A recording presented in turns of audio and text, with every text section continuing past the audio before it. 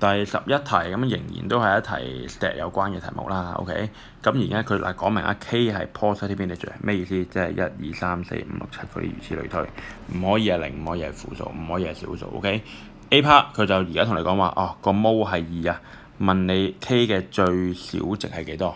個 mole 係2咧，即係講緊喺咁多個 family 入邊咧，即係比較最 common 咧就係有2個小朋友嘅。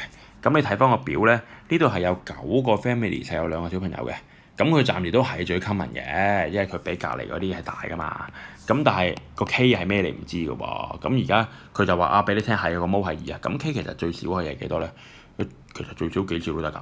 OK， 你只要唔好超過9都得㗎啦。其實 OK， 咁所以咧嗱，有啲人會答0啊，千祈唔好答0，0係錯嘅。最少咧係1。點解係1？因為佢講明 K 係 positive integer 啊嘛，咁你0咪本身唔符合呢個要求咯。咁然之後去到 A2 㗎咯喎，咁 K 最大又可以係幾多啊？咁你要人哋個 mole 係2，咁你就唔好超過人哋，窄界都唔得嘅。如果窄界嘅話，個 mole 係0或者2，就唔係怎2嘅。咁所以咧，K 一定係少過9嘅。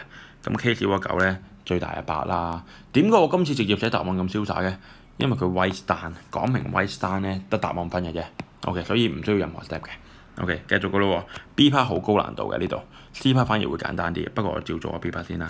B part 佢就話，如果而家同你講話排晒一行之後咧，中間嗰個 median 係2，咁又問你 K 嘅最小最大值。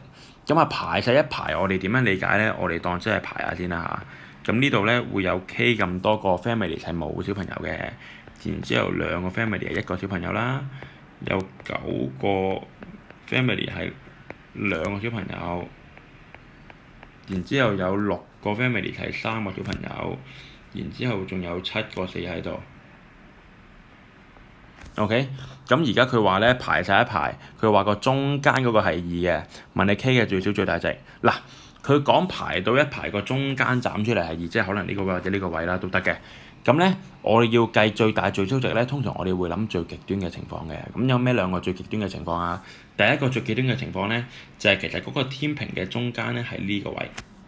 嗱，冇得再褪咗㗎啦，再褪咗嘅話，個 median 會計到 1.5 㗎啦。OK， 咁如果天平嘅中間喺呢個位，即係咩咧？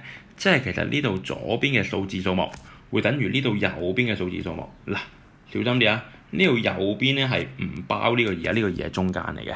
OK， 咁所以咧我哋就會寫到條式就係 K 加2，即係0同1嘅數字數目就會等於8加6加7，即係唔計我指住嗰個2，右邊仲有咁多個數字。咁你呢一個 case 會計到 K 係19嘅。OK， 咁然之後咧就另一個極端嘅情況咯喎，另一個極端情況就係咧，其實佢個 median 係我指住嘅呢一個2。咁換句話嚟講咧，就係呢一度嘅數字數目會等於呢一度嘅數字數目。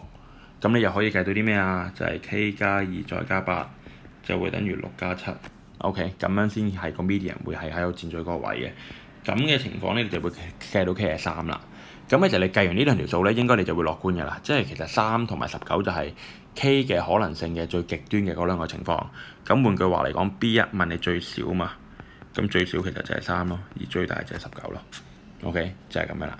OK， 咁C part 咯喎 ，C part 仲要同你講話個 mean 係2，平均係2，問你 K 係幾多？計 mean 啫，計 mean 直接將全部數字加晒佢嘅，即係呢堆全部數字加晒佢。咁呢0出現咗幾多次啊？出現咗 K 次，即係0乘 K 啦。1出現咗2次，然之後2咧就出現咗9次，3就出現咗6次，4就出現咗7次。咁你就將呢堆數字全部加晒佢之後咧，就除翻數字嘅總數目，即係 K 加2加9加6加7。咁呢條數就會計到等於2㗎啦。咁然之後你解方程就得㗎啦。咁分母計咗先啦，係24嚟嘅。分子0乘 K 係冇嘢㗎，0乘 K 唔係 K 啊。所以2加10喺呢度計咗佢啦。2加18加18加28，咁會係66嚟嘅。